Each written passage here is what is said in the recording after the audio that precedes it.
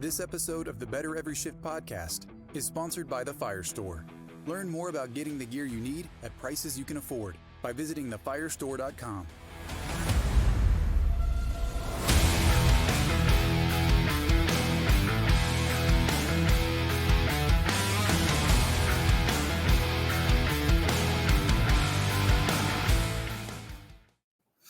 Hey everybody, welcome to the Better Every Shift podcast. My name is Aaron Zamzow. I am a brand new fire officer.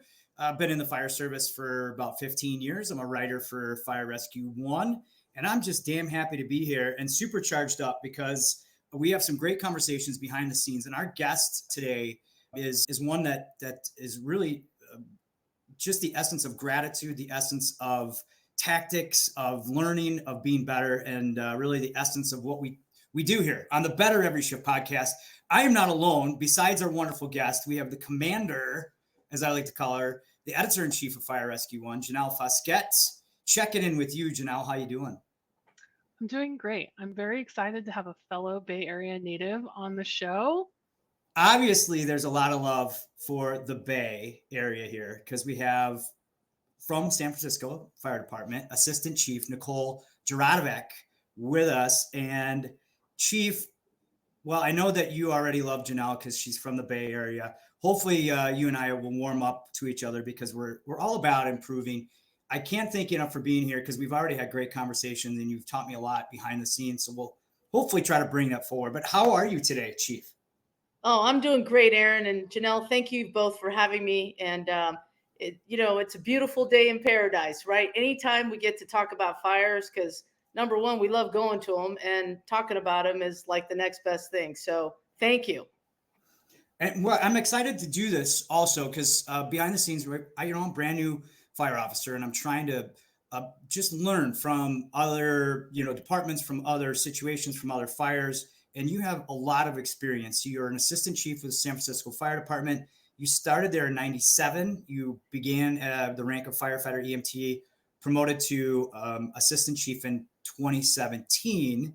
You also are a graduate from the National Fire Academy Executive Fire Officer Program. You're a member of the Fire Rescue 1 Editorial Advisory Board, but you've had a lot of some really great fires. Great from the standpoint of some didn't turn out very fortunate, but with your attitude and the way that you have approached it, you're paying that forward.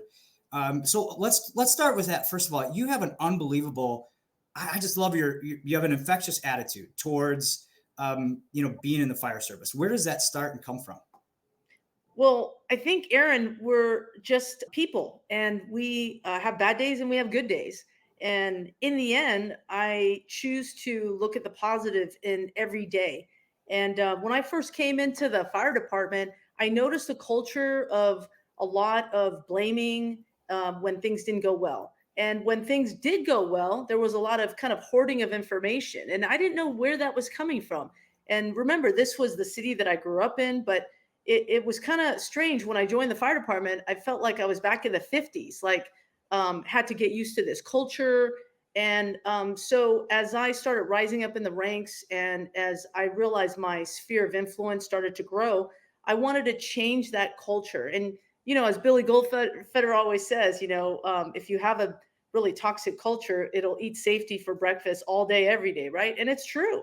It's like the Titanic. It's trying to turn, but it's going to hit a couple of icebergs, and hopefully this Titanic won't sink. But I also got tired of just people getting injured. I mean, we've had a good number of line of duty deaths in my 27 years, the last 3 of which have been due to below grade fires. And I kind of just got sick and tired of being sick and tired about how we could do things better. And I wanted to be part of that change.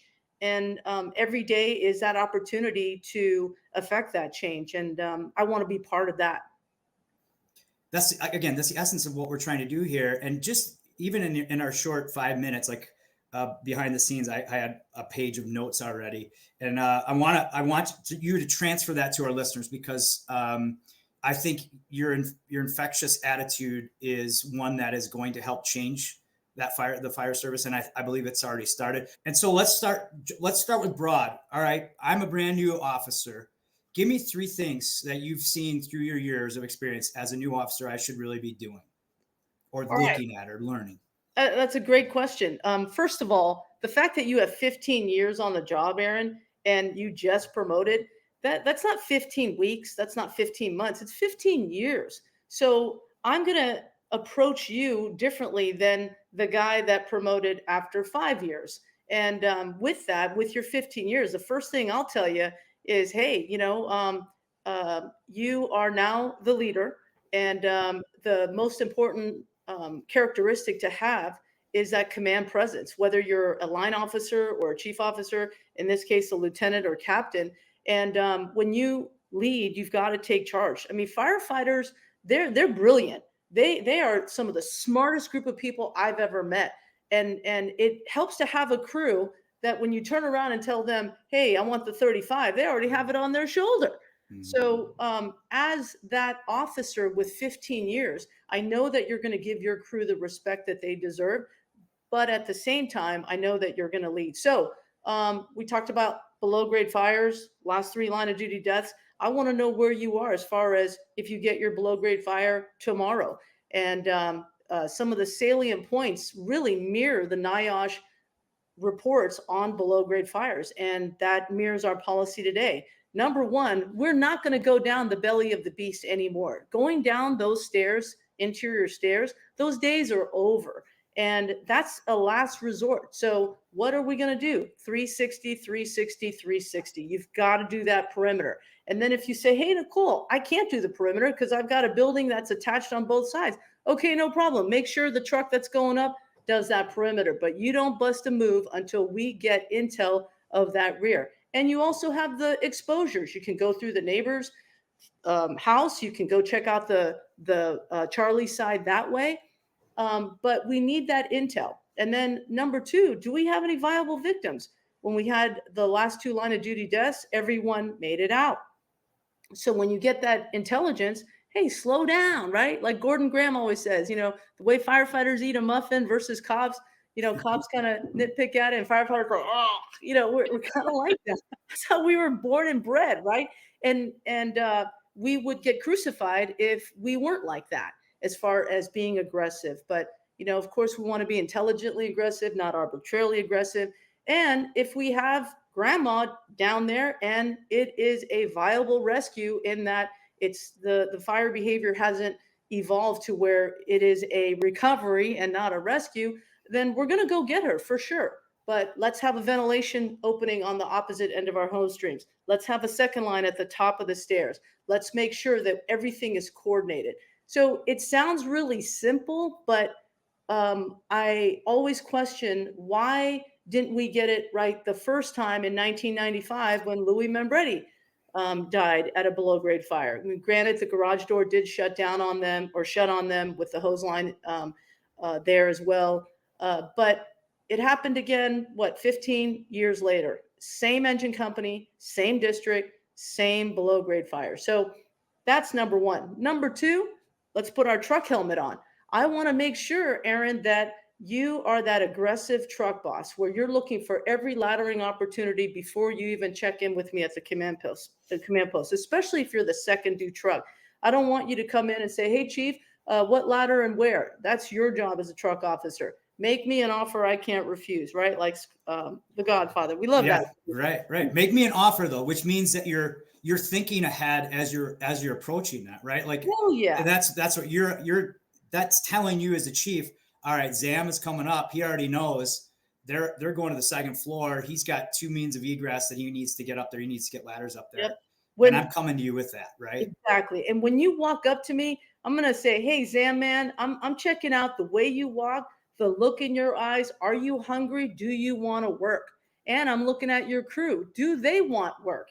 And I'm going to give you plenty of work, but you got to come with something because you're walking up to the command post at least a block away, half a block away, and you're seeing these opportunities. You might see something on the Delta side or the Charlie side that I hadn't seen.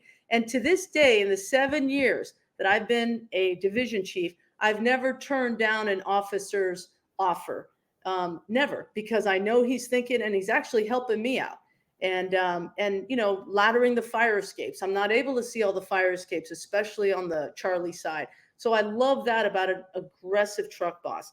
And then the final thing is really when it comes to engine company operations, what did I say in the past? I don't like close games. I like blowouts. I like dominating and smashing the enemy. What did Colin Powell say? We want to dominate with so much force where the enemy has no chance of victory.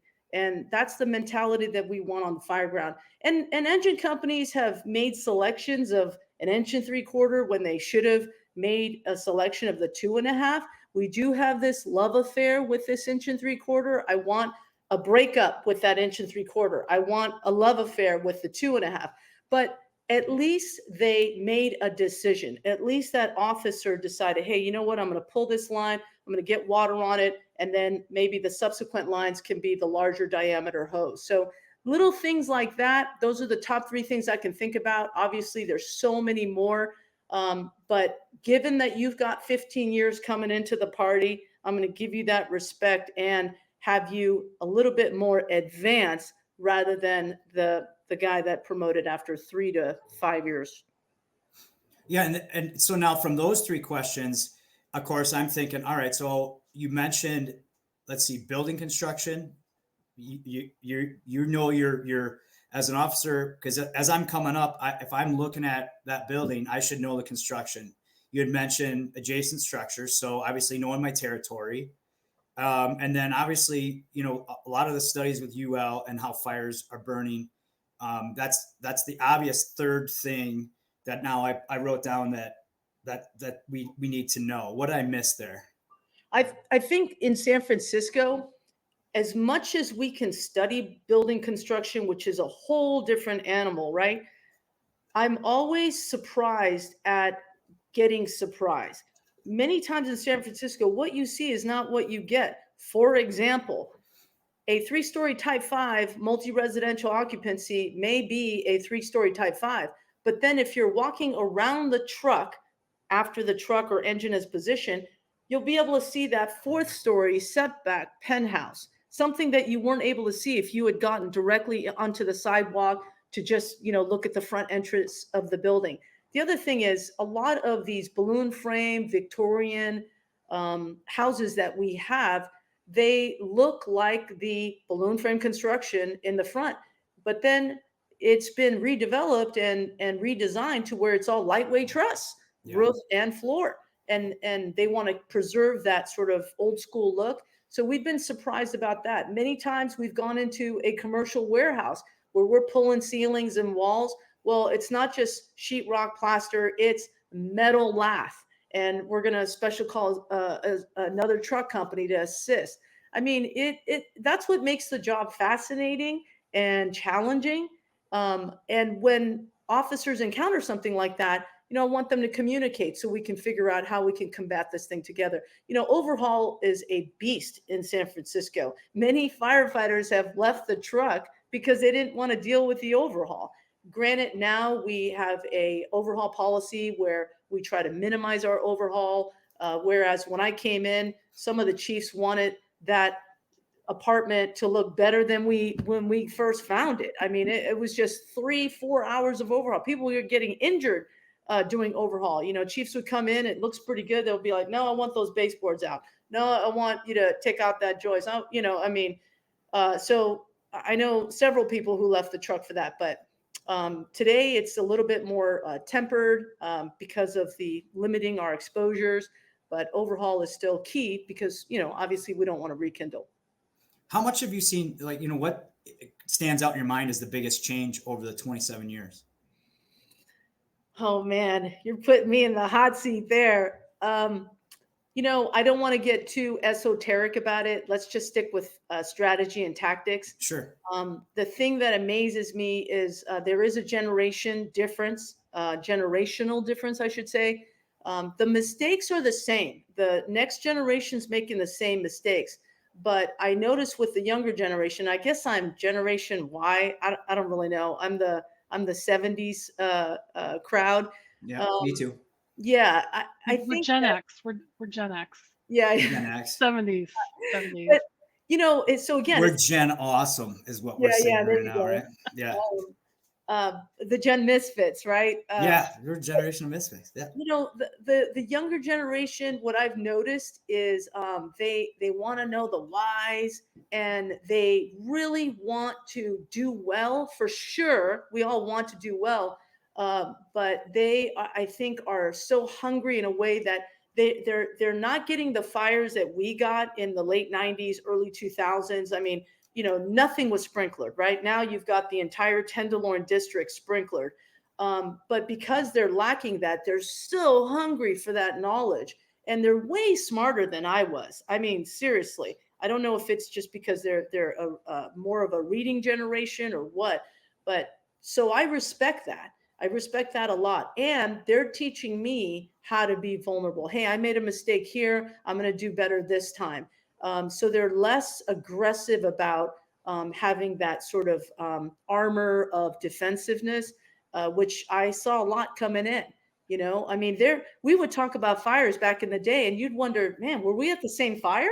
Yeah. Like everyone did great. Oh, I did this, I did that. It's like, oh, that's not what I saw. Yeah, right. It's a rah-rah fest instead of a, hey, we could do better than this, or we need to do better than this, right? Yeah. Yeah. So I admire their hunger, their motivation, and I think we all had a little bit of that coming up.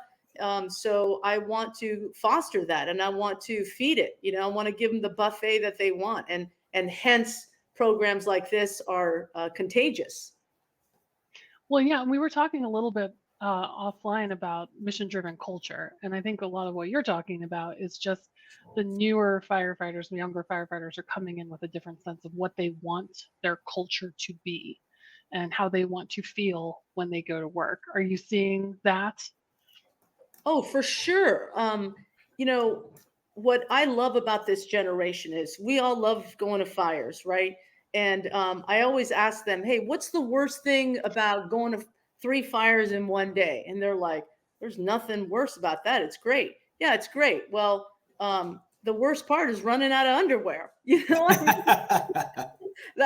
actually happened to me once. And, what was amazing was there's nothing that brings a company closer together than a good working fire, let alone 3. I mean, but by the time we got back from our third one, we were just delirious. We were just cracking up about everything. And these younger people want that. Hell, I want that. I mean, one of my ACs who I traded with the other day, he was upset because I got like 2 fires that day. I mean, who predicts these things, right? But the great thing about making mistakes is you're going to get another chance. And part of making those mistakes is you got to brush it off. You got to learn from it and move on. Kind of like when we deploy that 2.5 inch, hit and move, hit and move. And these accidents and mistakes, they can't get you so down where you get angry or bitter. That just can't happen. And I've seen that. And it's just it destroys people. So we have to be the leaders that motivate them and say, hey, you know what, I made the same mistake, in fact worse, so let's get the next one. There's a big push to talk more about it, right? Talk more about the mistakes, learn from the mistakes. And I think that was a big shift for folks maybe in that Gen X millennial range, because it's kind of the push and pull from the boomer generation. Some are still struggling with it. Yeah. Yeah. But certainly I think learning a lot more. But I think the younger generation is like hungry to like, tell me how I could improve on that. Like, let's talk about it. And that's forcing some leaders, right, to then talk about it. And like we were talking about with Chief Bloom last week, like mission driven culture, the officer being the first one to step up and say, hey, I made a mistake. Like, let's talk about it. And then kind of easing that tension so other people are more likely to speak up too. Yeah. Hey, Janelle, we had a battalion drill the other day, and there were a lot of things that left to be desired, believe me. And it was a super young crew, super young officers. We're talking like 3 to 5 years on the job. And when I went around the sort of the recap after the drill, they actually raised their hand when I said, do you have any questions? Whereas my generation would have been like, You didn't even talk to the AC. You didn't even look at the AC because of just the authority that they had. And if they talked to you, you were just really nervous. Well, these younger people, they were like, yeah, I have a question. What exactly were you talking about the ladder and how it should have been placed? So we obviously welcomed the question. We answered it. Me and the other battalion chief that was there, and you know what? That crew stayed later 3 hours after the drill, because I remember looking at them at the station, because I'm right next to the division of training, and I was like, good on them. This is great. And that's what we want to see. And then also look at the new generation. Everything's on camera, right? I mean, Billy Goldfeder sent me a photo of something that was on Twitter of a fire that I went to yesterday. And I just saw it on my phone when I got back to the station. I go, hey, Chief, how is it that you know about this and have footage before me? And I was there. So you have no choice. You have to come correct. It's like the body cam for the cops. You got to come correct, because everything's on camera. And that means what? We can't just bring our A- game. We have to bring our A+ game. Yeah, but there is a pressure, as you had said, that we kind of feel like, okay, because we are on camera. Give me some advice as to, all right, I think I know where your answer is going to be, but what's the biggest thing to kind of get over to when you do make that mistake? How do you get over it? Well, first of all, you got to love pressure on this job. We're all alphas, right? I mean, come on, Aaron. I'm looking at you. You're pretty damn alpha. I'm alpha. Janelle is alpha too. It's just she doesn't. She sells it better than us. We just wear it on our sleeve. She's more professional alpha, as I like to call it. She's real, yeah. Like the Jedi Knight. Okay, yeah. We're just like, But I'll take it. I'll take it. You've got to love adrenaline in this job. And I love the pressure. I played sports all my life and I wanted the ball. And, I always analyze or give the analogy of like, okay, hey, this job, you got to step up to the plate. It's game time. It's, bases loaded, bottom of the ninth, 2 outs. You're up by 1 and you're on defense. You got to make the play and you want the ball. Because the minute you think, oh, I don't want the ball, what's going to happen? A shot's going to get hit to you. You're going to take it off the chest, and you're still going to have to make the play. So, that's where we need to prepare. And as far as getting over things that don't go well, I mean, I'm a praying person. My dear mother, who is up in heaven, she always prayed, and that works for me. Other people call it meditation or whatever. You got to forgive yourself, and you got to understand we're human. And as I've risen up the ranks and I'm now commanding these 5 alarms, I can't remember everything. And there are fires that I come back, I go, wow, how did I forget that? So I started coming up with my own command sheet, which worked for me. I don't rely on the iPad. I do have a driver. I have an operator that keeps track on the iPad, but many times the iPad doesn't work. It freezes up. It certainly doesn't work in the rain, and it rains in San Francisco a lot. The battery's low. The other operator forgot to charge it. I mean, forget that noise. So I like to be the master of my own destiny. And I've always had that mentality of, okay, how do I make sure that I'm safe? Even as a firefighter, I always had my tool with me, whether it was a set of irons or a hook. If I was on the engine, I still brought a hook, because I'm not relying on the truck to split their crew and have 2 members come in with the engine. Many times the engine is operating alone. We have to get through the door by ourselves on the 3rd floor apartment. There's no truck. We have to pull ceilings because we don't have a Hollywood fire every day. It's black, acrid, hot, heavy smoke. It's in the walls. It's in the ceiling. So I wanted to be in control over my destiny and my future, because, when things didn't go well, the things that could have prevented it didn't happen. For example, me and like 6 other firefighters got burned at a fire, 3rd-degree burns in, I think it was 2004. 2005, I learned from that. 9% burns to my legs, and the whole time you're thinking like, how could this have been prevented? And then you get that whole like phases of, what is it? Denial, anger, acceptance and all that. It's really true. And that's with every fire. And I got lucky because I was able to fight another day, right? Was in the burn unit and got back to work in 4 months. But others weren't lucky. People have died on this job. Many firefighters have died, and many of those deaths were preventable. So, again, you kind of get sick and tired of seeing these things over and over again. And you have to ask yourself, how can I prevent it? And most importantly, how could I get over my own mistakes and do it better the next time? Yeah. A good friend of mine is, he's now a coach in the NFL. And I always asked him, I said, how are you on game day? And he said, I try to take this approach to the job. Is he said, I'm excited on game day. Especially if he said, I'm nervous in my preparation. I'm nervous in my training because I want to make sure I can get what I can out of it to be prepared for that game day. And he said, but when game day comes, I'm excited.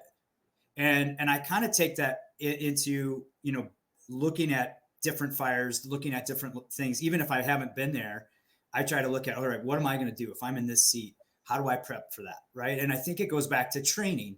And have you always had, I could just tell by talking to you, obviously, that you have this, hey, we need to train for this. And if we don't train for this, it's going to catch us. Right.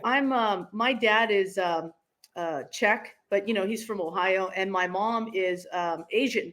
And, in our household, you know what an A- was? It was an Asian F. And also my dad, he was 20 years in the Army. And, if you had your elbows on the table, it got whacked. So, it was a pretty strict household, but with tons of love. And I think that the way I grew up was there were things that you had to do, and they were non-negotiable. And it worked for me. I think I led a very conventional life. My brother, who's also a firefighter, he was the artist and not so conventional. But, we both played sports. And if training didn't work, none of us would be doing it. But, I'm a big baseball fan. And as kids, we used to go to Candlestick Park. And, Janelle, we used to go early and we used to watch the ball players. And they would take ground balls 4 hours before game time. Batting practice 5 hours before game time. And my dad used to say, Nicole, take a look at these guys. They're taking 1,000 ground balls for that one ground ball in the 3.5 hour, 9-inning game. And that's what firefighting is really about. We know we're going to get the fires, and we all love going to fires. And why not put yourself in the best position to get those fires, which is why I've always tried to put in for the busy companies, because, part of me, Aaron and Janelle, I wanted to know what those guys knew. Hey, let me go downtown. I want to see what those guys at Station 1 knew so I can learn. I wanted to know what those guys in the mission knew. Why should they get all the action? I wanted to get a piece of that too.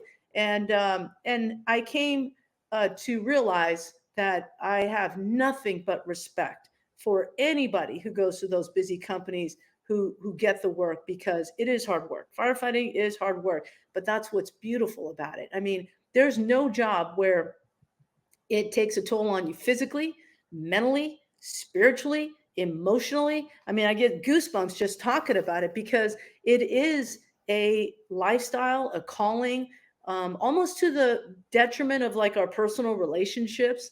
But I am just so honored and blessed to have had this opportunity to even work for the same city that I grew up in. So it is personal, and I'm just the luckiest person in the world to even be able to do it. All right, so let's have you pay it forward. Let's go tailboard topic here, and I'm going to throw a hard one at you. Give me 3 fires and the 3 lessons you want everybody to learn from those 3 fires. Okay. 3 fires. Cap Street fire, where 7 of us got burned. Never pass fire. Number 1. No matter if people are jumping out the window and you're leading a line in through that exterior stairs, if you pass fire, you better make sure that there's another line to fully extinguish the fire you just passed. Number 2. Because you're advancing and you could you're going back through that going, okay, we should knock that down, right? Yep. Okay. And it was, and I don't want to get into the specifics of it, but number two, you don't want to create a basement fire for yourself. Kind of a similar situation as the first number one key point. When you have a 2-story Type 5 and you have fire coming out of the second floor window and you have smoke coming out of the first floor garage, you better address that first floor garage. Now, let's up the ante a little bit. Grandma is in the second floor bedroom in the back. No question your line's going to the second floor. No question at all. But again, you better communicate as the first in officer and say, hey, I'm leading the 200 inch and 3/4 pre-connect to the front door on the second floor. I need a line to the first floor. Third point, when you get that line, say you're the second engine and you're ordered to open up that garage door, you better have that line charged. So many times in our job, we just assume. I had a fire that played out so perfectly where they led that first line to the second floor and they wanted a line to the first floor. I just assumed, oh yeah, second engine, make sure you get a line to the garage. Well, they opened up that garage, which is now your 10 by 10 ventilation opening to create that flow path without a charged line. Why? Yeah. Because the first engine where they were pulling that second line off of hadn't had a supply yet, and it was just a nightmare. So now, given that it was a close call for those poor guys on the second floor, who I apologize profusely to, that was a big mistake I made, is I don't assume anything anymore.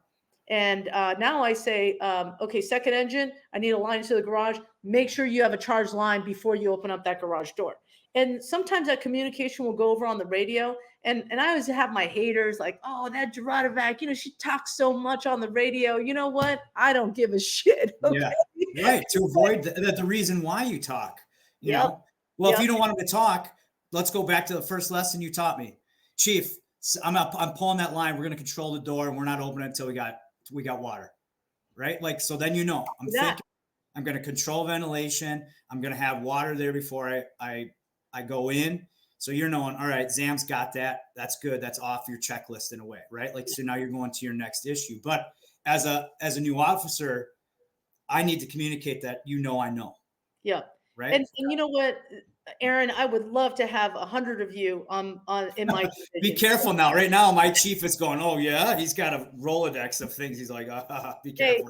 Hey, if you're not ruffling feathers, we're not really change agents. Okay. I mean, come on. And I always look at people's intent. So yeah, to your point, exactly. And again, I mention these things because it keeps happening. And believe me, I've had heated discussions with captains that will just myopically always say, I'm going to the second floor no matter what. And to that, I will say, okay, that's great. But what's your rescue situation? Do you have anybody in there? And are you communicating that you're going up to the second floor? Did you even check? Because it takes seconds, right? To check the garage. Like, all these things I want him to start thinking about so that it's not just an absolute.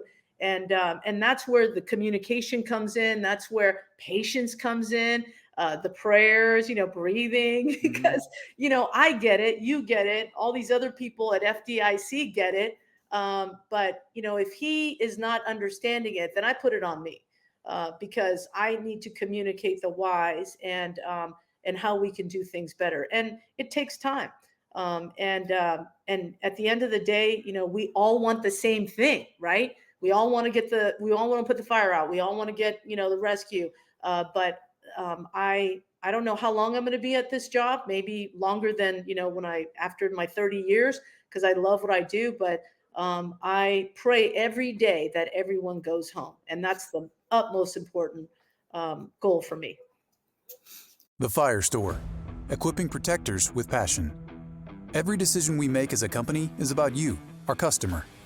We wouldn't be where we are today without you, and we don't take that lightly. We understand that having the right gear can mean the difference between life and death. Our goal is to get you the gear you need, when you need it, at prices you can afford. Visit us at thefirestore.com for everything but the truck, and shop our family of brands, including Streamlight, MSA, Lion, Fleer, and more. Now let's get back to the show. So good lessons from first fire. That was the capstone fire, correct? Cap Street fire. Cap Street fire. Okay. So number 2, what's number 2? Number 2, I will say that anytime you as a truck company go up to a flat roof, don't go up with your guards down like, oh, we got a flat roof. It's not like, they have to deal with any kind of peak roof. Don't forget your tools. Don't forget your roofing ladder. You think, why do we need a roofing ladder for a flat roof? Well, for that one rescue that's in the back on the 3rd floor that the firefighters on the ground level couldn't see or aren't even there yet on the Charlie side. So that's one takeaway that keeps popping up all the time. In addition to, hey, make sure you bring your 2 saws, make sure you bring your irons. Hey, make sure you bring that ceiling hook with the 6-foot extension because we might have a double ceiling.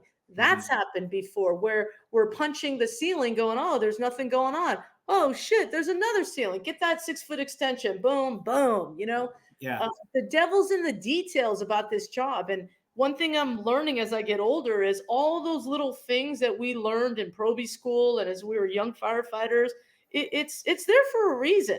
So, as we get to like year 5, year 10, we're like, we don't need that. We don't need that. Well, you kind of do,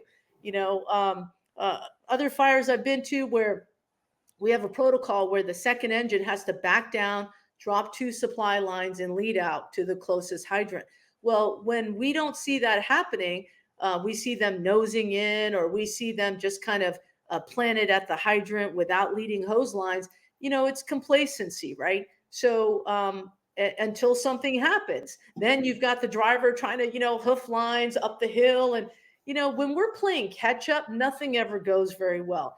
I like getting ahead of the fire. And as I've become an incident commander, all the things I've learned from the Billy Goldfeathers, the Tim Sendelbachs, the Rick Laskys, the Mike Champos, I mean, you name it, all these guys is you never want to fall behind. You want to anticipate, right? Not where the fire is now, but where it's going to be 5 minutes from now. So true. So we've got to do the fundamentals so that we can get the big things right. Yeah. Is there a particular fire you're thinking of too, where they didn't bring that roof ladder and they could have made a better access? Is there Completely. Yeah. I wasn't at this fire, but I had heard about it. And, obviously we went by the fire building and there were fatalities, including a newborn.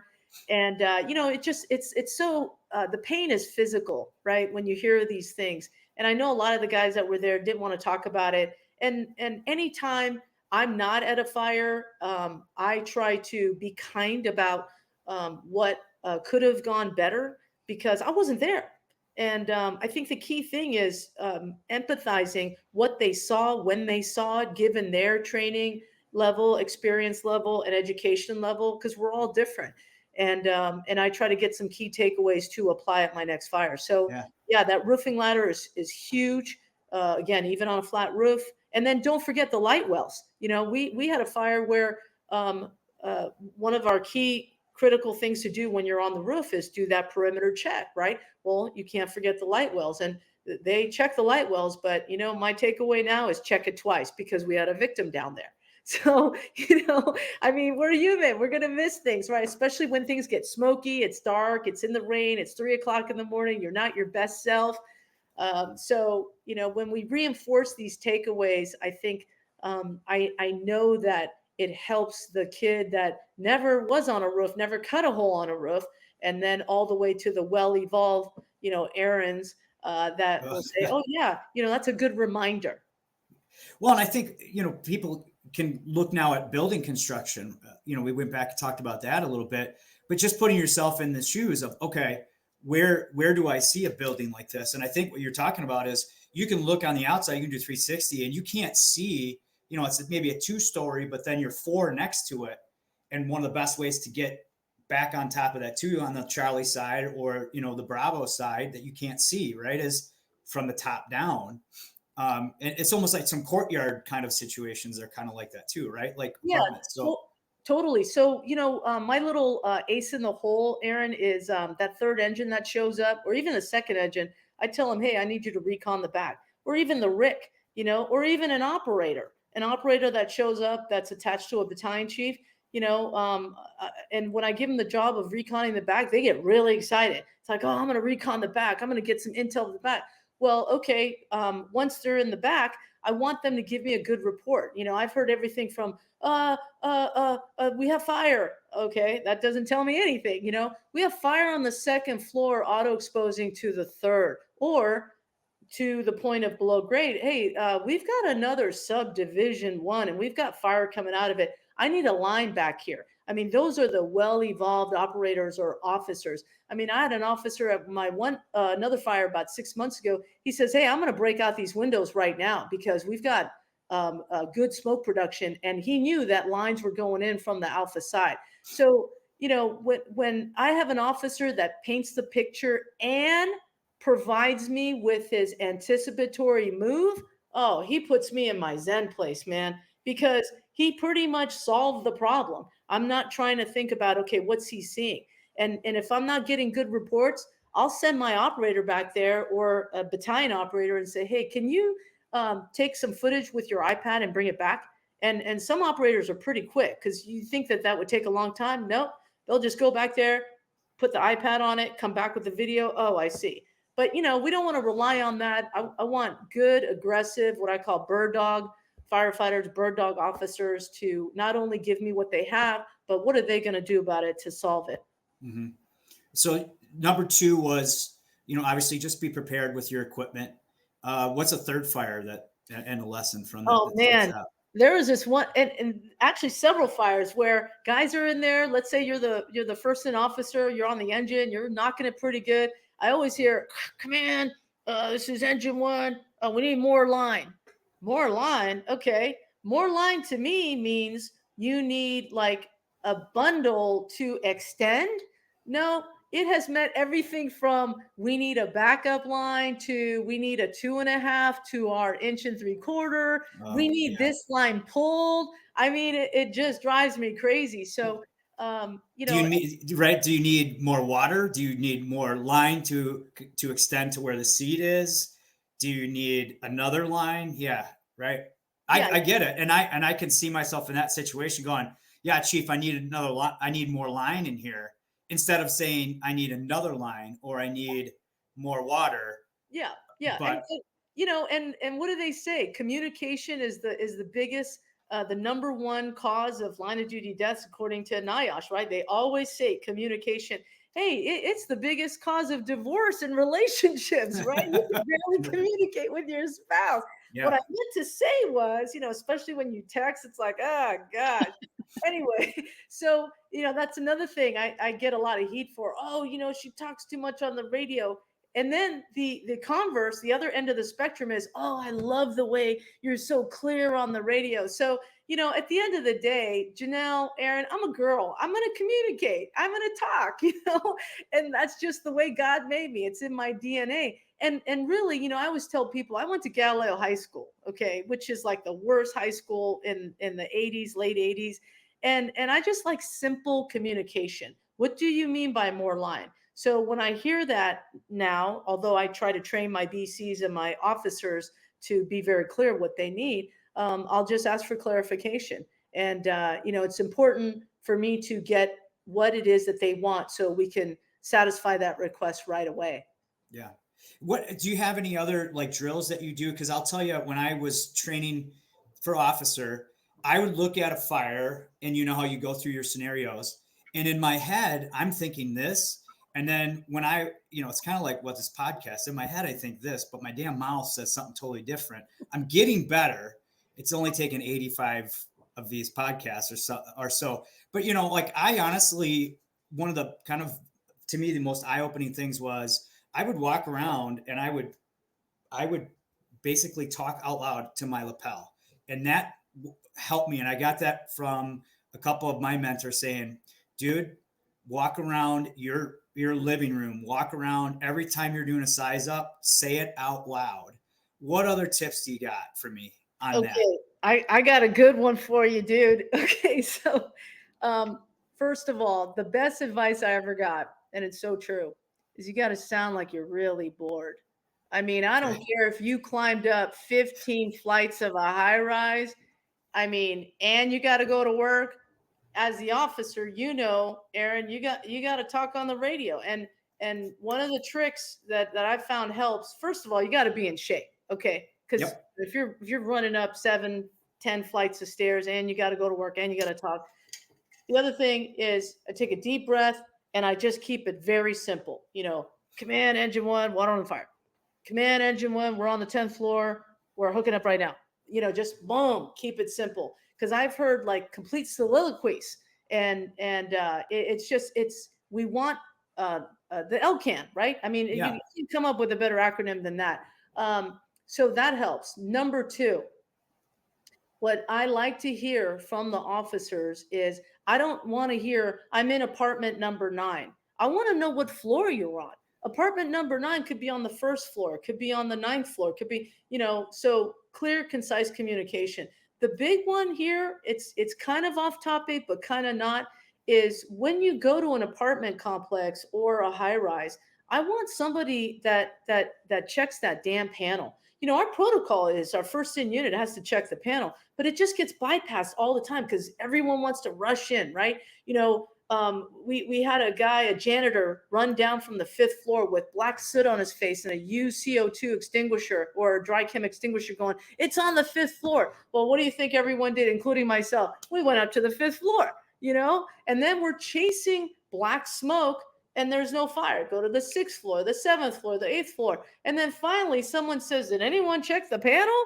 And then of course someone checks it and goes, hey, the lowest floor of alarm is the basement. That was a one-line fire. You know what I mean? So, and the converse to that is when we've checked the panel and it says smoke detector, 5th floor, 6th floor, 7th floor, we go up there, all we see is black smoke. And then someone says that someone checked the basement. And sure enough, it was in the basement. So that comes with experience, but we got to do the basics. And then when the basics still don't reveal what we're supposed to see, then we've got to rest on our laurels and our experience and go, hey, maybe check that machine room in the basement. All right, let's go to basics, because this is my education. As you said, I told you off air, I said, you know what, I'm just trying to learn as much as I can, and hopefully people are learning through me. So give me, I want to just keep rolling with this if you don't mind. No. Let's look at like apparatus positioning. Give me a couple of the basics that you want to make sure your staff, your firefighters, and your officers know. But then someone listening, in Nebraska, or someone listening in North Carolina can also take. Yep.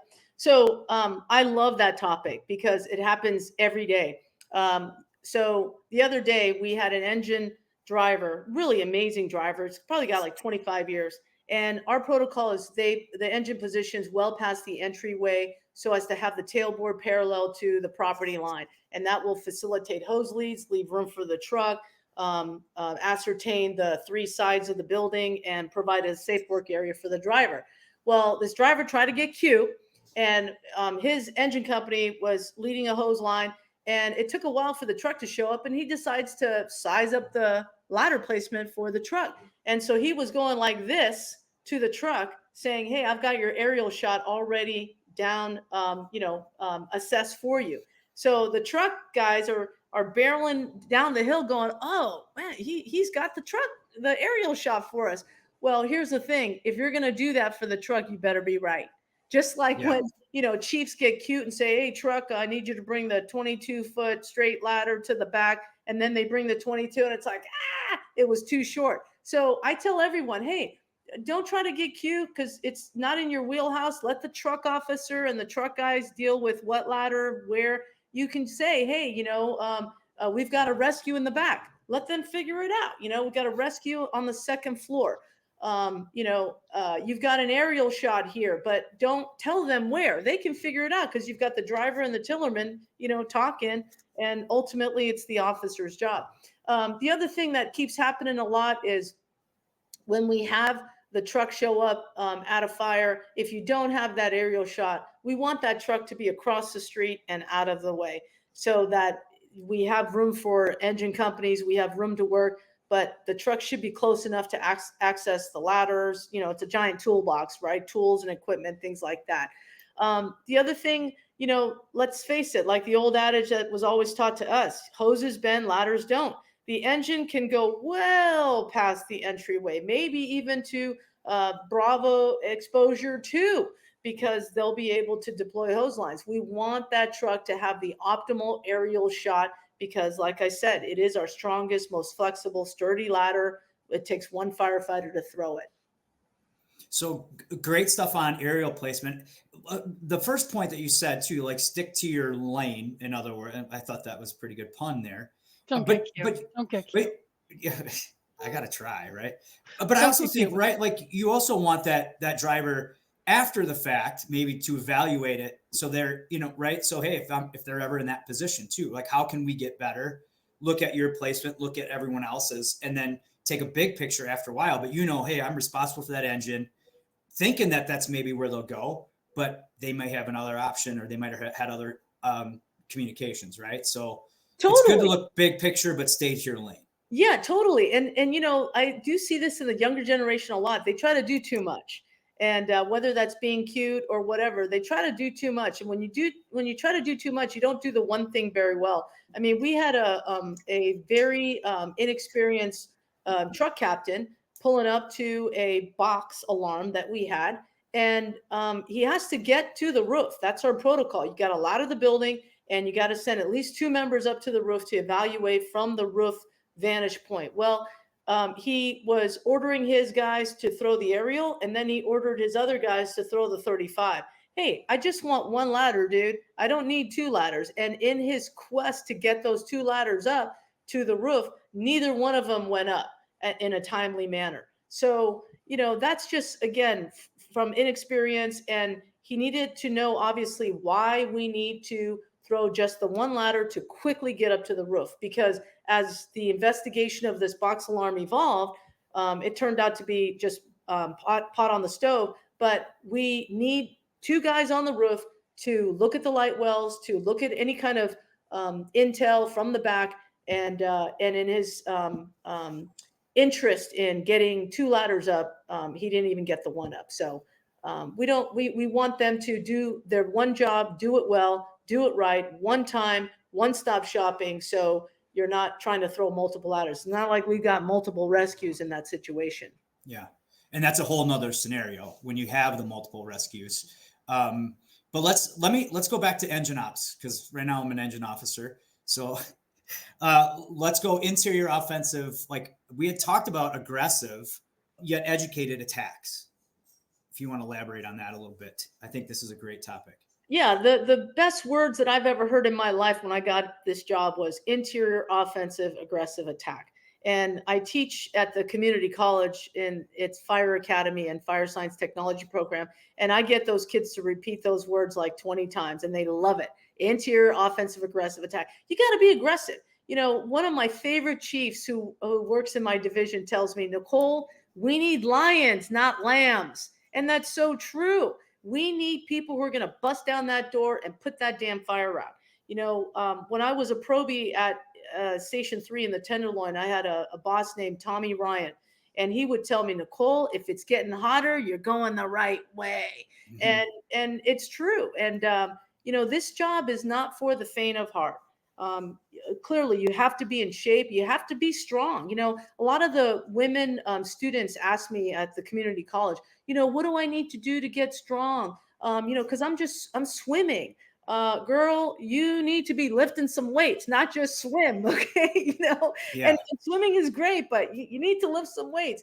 And for the guys too, I see, especially the older guys, they're stretching more because they know that they weren't 20 years old, anymore, and they're 50 years old now. So, the key thing for that is that I notice a lot lately is a forcible entry. We're still not getting that craft down. I see guys just banging at the Halligan with their flathead when they could have gone 6 inches above the deadbolt. It would have made life so much easier. This is not about brawn necessarily. This is about technique. Guys getting inward opening gates mixed up with outward opening gates, pretty critical. Hey, why don't you read the hinges? Why don't you look at where the plate is? Is it in the inside? Is it in the outside? Slow down, assess what you've got. I've also seen when they can't get in through that gate, they just decided, oh, you know what? I'm just going to go in through the garage and go up the interior stairs. Well, now what did you do? You're potentially blasting the residents trying to get out the front door. We need to get better at forcible entry and also the basics. You know, when we have a high rise, hey, one of our protocols is that rabbit tool. Guys still aren't bringing it sometimes, you know, and the irons will work on a lot of doors at high rises, but hey, why not make your life easier? Bring the rabbit tool because that's protocol. I keep a few of the wooden wedges in my pocket because I'm at the command post and they'll pop open a door and then they'll look around. Hey, there's no wedge. I just throw the wedge. You know, it's like, hey, why not? I can carry it. But what else can they use? You know, they can use garbage bins. They can use magazines that are delivered, newspapers that are delivered, you know, bungee cords, wedges that the driver should have. So little things like that makes a good engine company. And then also Aaron and Janelle, they got to have the guts to go defensive. You know, I know that we aren't really big fans of transitional attack. Certainly, we don't want to admit that we're going defensive, but with today's fire behavior, with today's building construction, you know, when the last time I put on a hood and SCBA, when I was a battalion chief and I was fire attack, the last 2 fires, I came back to the firehouse with blisters on the top of my ears. And I never had that before. And, you know, I wore my hood, I wore everything. And I felt like during that time, and I think it was 2016, 2017, the fires were getting hotter in my view. So we have to be smart about that risk versus reward and have the guts to go defensive. Yeah. Okay. Last thing, let's go into flow path then. Cause I think that leads well into, you know, you mentioned, you know, using chocks for doors. Obviously that's in a situation where you're not as concerned with flow path, but we mentioned it earlier. And I think we need to, you know, I see sometimes, and you see, there's a lot of videos that you can learn from where that's not controlled. Correct. You know, back in the day, we used to not, I mean, I shouldn't say back in the day, but for me, you know, I got in the fire service 20 years ago. They just, as soon as you open that door, you kept that door open and moved your hose lines in. We have to learn from the studies, right? Elaborate on what you can, or what you want to transfer for knowledge to, you know, myself and those listening on flow path. Yeah, Aaron, I could just tell by the way you talk. I mean, you know, you know what time it is. You know what's up. I mean, don't sell yourself short. 15 years is, like I said, not 15 months, not 15 weeks, not 15 days. And, you know, I always say 10 years times 0 is still 0. So I know you've had a lot of work in your 15 years, which is probably tantamount to 30 years compared to other people. But you're so right. I mean, back in the day, we busted out everything, everywhere, you name it. And we had a guy, he was on the truck. He would always say, I don't care if I see a television, I'm going to bust that out. Yeah. Yeah. It was a free for all, you know, I mean, but yeah, we can't do that now. I mean, no. And the evidence is just empirical. You know, we see it. And so we had a fire the other day, and it was a 5-story type 5. And my truck guys who were on the roof, they actually asked me, do you want this penthouse door open? Well, yeah, because that is where you need to probe for any victims overcome by smoke. That penthouse door is critical. That's their means of exit. However, once you open it, maybe want to maintain the integrity of that door, you know, close it, not open it up all the way. It all depends on where is the fire. Is it on the top floor? Where in the vicinity of that roof is that fire? What are we trying to achieve here? Do we have any rescues out that window where we want to draw fire away from them?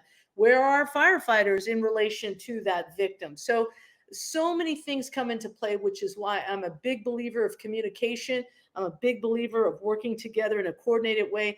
And not to get holistic, but you know, this is why it's so important to get along in the firehouse. So it correlates to getting along on the fire ground. If you don't get along in the firehouse, it's not going to miraculously get better on the fire ground. I've seen guys not get along in the firehouse and it turns ugly on the fire ground. And nobody feels good about that. And it's dangerous. So to your point about flow path, I'm thinking about it in my frontal lobe every day I go to a fire, especially since I had that fire on San Bruno Avenue where I had that second engine company go and open up that garage, assuming that they had a charged line when in fact that they did not. And also, given that fire and playing it in my head over and over again, I would do a couple more things differently. I would move that company that's on that second floor to a position of safe refuge, whether it's closer to the exit, near the doorway, but I would let them know, hey, we're opening up that garage right now. We have a charged line. Get into a position of safety.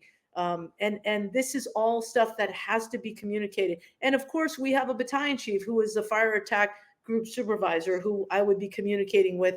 And another good takeaway for him or her, I always say, you better be roaming around. If you're not moving as fire attack group supervisor, you're not doing your job, because you shouldn't be right behind that nozzleman or that engine company officer. You got to be looking at the fire building because you got that building. Yeah. You have to be the eyes for IC out there, that they can't be every single way. You already have eyes with your nozzle, right? They're going to communicate what they see, what's going on because of them getting water in the fire or not getting water in the fire. And then also I think, my crew, when last time we did a drill, they brought this to my attention in our after action was, we said, okay, what if we're advancing hose, we're just doing some fire attack, drills, advancing hose line. And we said, there's rooms, if you're going down a hallway, there is you can buy yourself time by going into one of these doors, right? One of these rooms that's not affected. But to me, that was eye-opening, because we always, let's go back. We got to get out.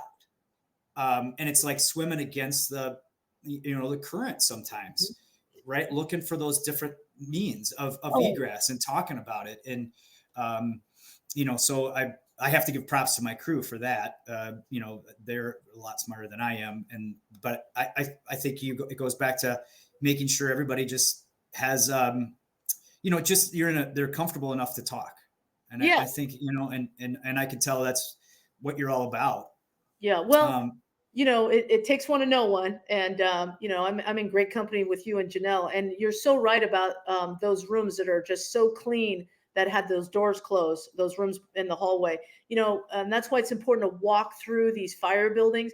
Even if I didn't go to that fire, if my guy, that one of my colleagues went to that fire and I'm relieving him the next morning, I'm going to that fire building. I'm going to walk that fire building. And you are so right. When I look at rooms that had the doors closed, whether it's a bathroom, a closet, it is incredible. I mean, not one bit of smoke, damage, nothing. So, all that stuff that we saw on NIST and UL, I mean, it really is true. And to see it and to experience it, you really appreciate it. And then, I want to give credit to Anthony Castros, who talks about that task, tactical, strategy levels. And I didn't know who he was from Adam until I started taking his promotional preparedness classes. And the guy is just money. And obviously he's just a good human being, a good man, good family man, all that stuff. And that's the stuff that I love about these types of forums and conferences is we're all every man, every woman, right? And we want to share what we know. And again, we're so blessed to be alive and healthy, and, we get to go to fires. And, the great thing about taking promotional exams is I always thought when we were dreading it is, hey, we love going to fires. We get to go to 5 of them today. Right. I mean, if you can recreate a fire, and, there's YouTube, there's now, I get to do it all the time with these great interviews, and I think that's the essence of what we're trying to do is you have had some unbelievable experiences, and your willingness to transfer your lessons to me in this case, whether anybody else got anything out of it, I did. And I appreciate it. And I could keep talking to you all the time for another 3 hours. I have 12 other topics, but that I think just means that we'll have to bring you back. You're not done yet though. We still have a couple more. We're going to dig a little deeper into you as a person. And so you got to do it. Everybody has to. And Janelle always starts them off with a great one. All right, Chief, what do you think is the biggest challenge facing the fire service today? No, man, that's a good question. Holy moly, you're giving me the 5 alarm question right off the bat. Um, okay, I'm gonna get real. It is politics. It is. I think politics is what gets in the way of us getting our equipment, our the things that we need to do our job. And as I get higher in the rank, thank God, I am at the highest civil service position, so I don't have to play the political game. But it never ceases to amaze me the egos that are involved, the backstabbing. I think Castro's taught me the firefighter handshake is they shake your hand and then stab you in the back. Well, you know what today's game is? They shake your hand, stab you right in the heart, twist it while they're smiling. So even though every department is an organization and it has its politics and ego, I think what's beautiful about what we do in the field, and Aaron, you can relate to this, man, because you're that company officer. You're doing it. You're the man in the arena, right? We're doing it. And all this other bullshit is just bullshit.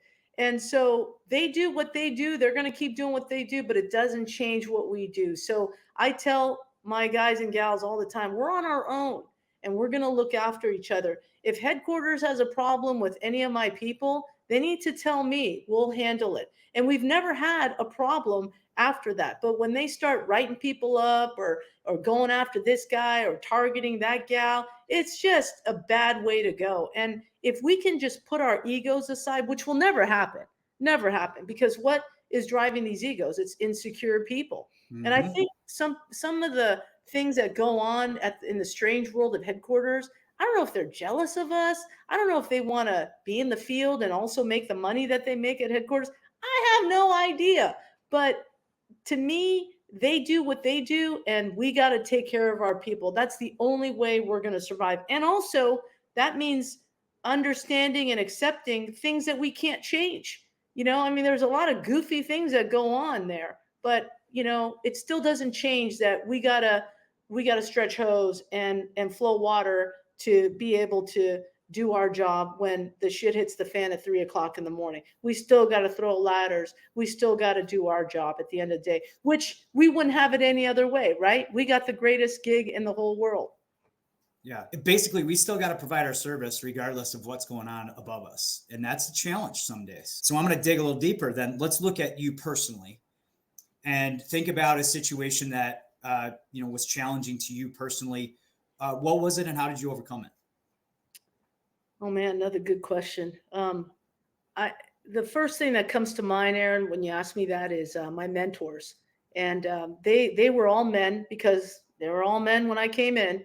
And these were everyone from division chiefs to battalion chiefs to captains, lieutenants, firefighters.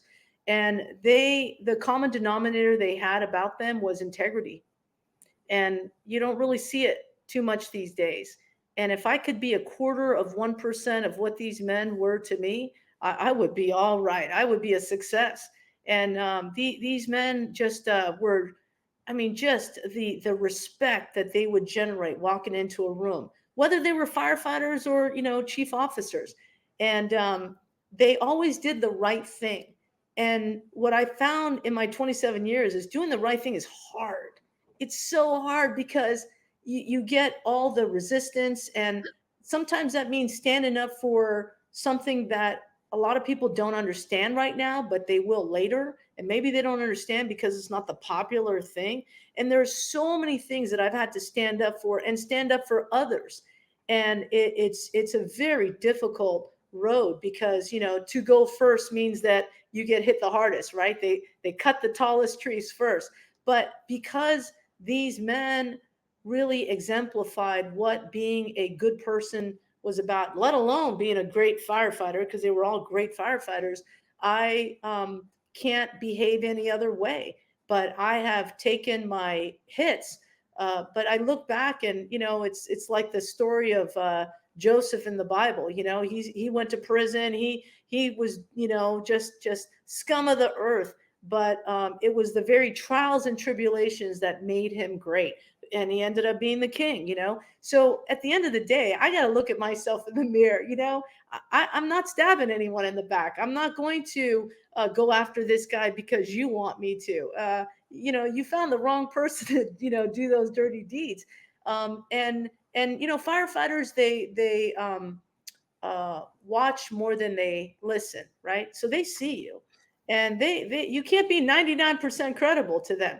And I think the only way to be credible is to say, hey, I didn't do this right, and I'm going to do this better, when it comes to fireground stuff. But when it comes to ethics, you got to be 100% all the way, all the time. That's the only way. And I sleep really good every night. 9 p.m. is my bedtime, right? That's what I have in common with George W. Bush. I guess I heard him one time say, I'm in bed by 9. Hey, that's me. There's a lot of other successful people that go to bed early. Trust me. Yeah. But like we're constantly sleep deprived too, Aaron. Yeah. I'm dealing with that right now, as a matter of fact. Yeah, I think I'm doing totally. Okay. Like I just got off work this morning, and I got maybe 3 hours of sleep. But hey, you know what? We love it. But going back to what you were saying, so many things I've had to stand up for. And I could even say even the Cap Street fire, where things didn't go very well. And it was, my fork in the road moment. Do I write what really happened, or do I sugarcoat it to, protect certain individuals? And it was the hardest thing. But I look back now, and I wouldn't have done it any other way. Sure, there are regrets. I'd be lying if I said that, I don't have any regrets. There's regrets all the time. But I have my faith, as I mentioned earlier, and I can just chip away at being the best version of myself, and that's all I can do. And that's why I just love the two of you. You guys are angels in the fire service for bringing all this out and having giving us the opportunity to be vulnerable, because it's the only way to go. I have 3 pages of notes, Chief, and so first of all, thank you for that. But I know there's going to be one more thing I'm going to add, because I got, the question that brings everything together. And that is, how are you working to be better? Oh, gosh, you're going to make me cry. First of all, those 3 pages of notes you talk about, hey, just take it into the bathroom the next time you got to go number 2. Okay. But no, in all seriousness, being a student of the game, we all have the love of the game, right? It's really being a student of the game, being a lifelong learner. I've been going to FDIC every year for the last, 20 years. And a couple of years ago, I was like, oh man, I got so much going on. You had COVID and all this stuff. And I just kept going. And even if I pick up 1 or 2 nuggets, it's worth that trip. All those years I was going back to the National Fire Academy for that executive fire officer program. It's not the institution and the quality of the institution. It was the quality of my fellow students that I was interacting with, that years later, I realized when I was having a bad day, I could call them on the phone and they would pick it up right away. I leave a message, they'd call me back within 5 minutes. And it was a godsend, because they had gone through it in their department. Even if they had an SOP on something that we didn't, they would, of course, we all know plagiarism is okay in the fire service. Yes. So I realized, when I go to these conferences, sure, the material is great. Sure, the instructors are great, but really it's the quality of my fellow firefighters that are that makes it all rewarding. Like I said, firefighters are some of the most brilliant people I've ever met. I mean, everything from carpenters to cooks to I just can't even mention, now we've got accountants, we've got, CPAs, we've got pharmacists, all kinds of folks doing this job. And I think that when you tap into these skill sets, great things happen. And we happen to be focused on this job, on this profession. And the more we continue to learn, I think the better. And what we're learning now is the generational differences as far as their mentality. And you can't learn enough about that, because you're learning about people. and in that you're learning about yourself and how you can best be effective. Well, Chief, I can't thank you enough for your vulnerability, for your honesty, and just your knowledge. I'm not taking my 3 pages to the bathroom with me. I'm actually going to use them for a drill tomorrow. As I report to my crew. And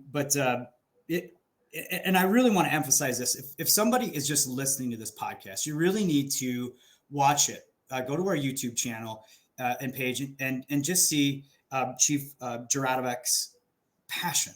And her smile, of course, is infectious. But we're over an hour into this, and I could have gone for another hour or two. We'd really love it if you would leave a comment, a review, share this to your crew and other members that you think can benefit from it. You can also email us, bettereveryshift@firerescue1.com. I always say, let us know if we're onto something or on something, or just send us a message and say, hey, I'm a misfit too. Thanks for the show. Whatever, we read them all and we appreciate them all. I honestly, Chief, can't thank you enough. Again, I'm going to say that. I look forward to many more conversations. And to our listeners, I think some of the biggest lessons that you can take from this is, be a student of the game. Don't be afraid to be vulnerable, and practice that every single day. And then lastly, also have the resolve to do the right thing. And then most importantly, as we always say, make sure you learn something, do something, and share something to make you and those around you better every shift. Thanks for listening, everybody.